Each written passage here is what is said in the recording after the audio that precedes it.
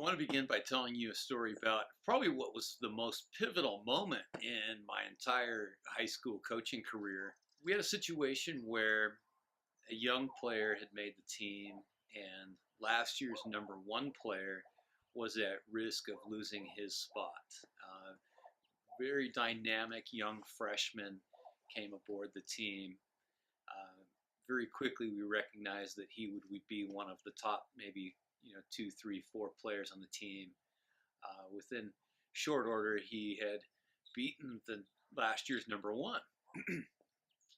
So the number one player from the year before began to sulk for a short period of time, which is to be expected with high school students. I was very patient with that and decided to just give him some time to cope with the fact that now he was the number two player on the team. The number three player on the team decided that he had been working hard enough that he could now challenge for the number two spot. Our former number one, with his confidence flagging somewhat, ended up losing that match and ended up playing number three. So we go into the preseason, and this player is now not really giving the full effort and playing down to the level of the competition. One particular match, almost the entire team had won their matches easily, but he's out there struggling at the number three position and formerly was the number one player, so feeling badly. And shortly thereafter that match, which he did pull out, he was busy goofing off at practice and was hitting balls over the fence and not taking things very seriously at all. So at that point, then it became very important to intervene, because I saw that not only was he doing that and wasting his own time, but he was bringing other players on the team along with him in that pursuit. Having talked to him about this and saying, hey, please stop that, and then having him go right back to it, I decided that it was really time to have a very intense conversation about this. So I got very, very close to him and very intense, kind of yelled at him very much and said, hey, this is unacceptable. Everybody needs to know that we will never have a time where we're going to be having balls going over the fence that you're hitting. Once I'd really reached through to him and I saw that maybe he's getting some tearing in his eyes and he really truly kind of felt sorry for what he was doing. Then I calmed down and I just talked very softly with him and said, hey, the reason that I'm talking to you like this is because I care.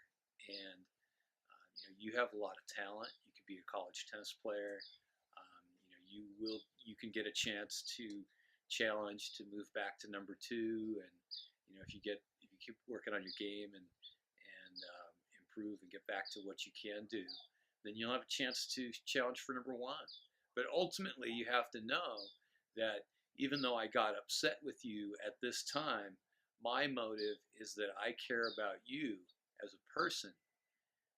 And I care about this team in general, and that your behavior is destructive to yourself, and it's destructive to this team, and it really needed to be. I'd say the moral of this story is to be patient with the kids, give them an opportunity to show themselves, and then also don't be afraid to intervene and do it your way. But sometimes you have to be quite courageous with teenagers to intervene with them at a time when they might be doing much less than what they can do.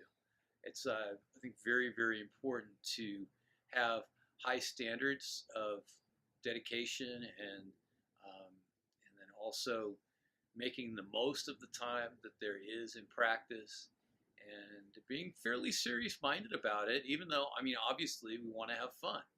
But just be sure to pay close attention to every player on the team and what they're doing and manage those behaviors. All right, thanks for watching, and we've got a few more of these. So thank you so much, This is Bill Patton, and you can reach me at bill@pattonschooloftennis.com. And then also, I would love it if you would sign up for my email list, where you can get a lot of free coaching tips and what at 720degreecoaching.org, 720degreecoaching.org. Thank you so much.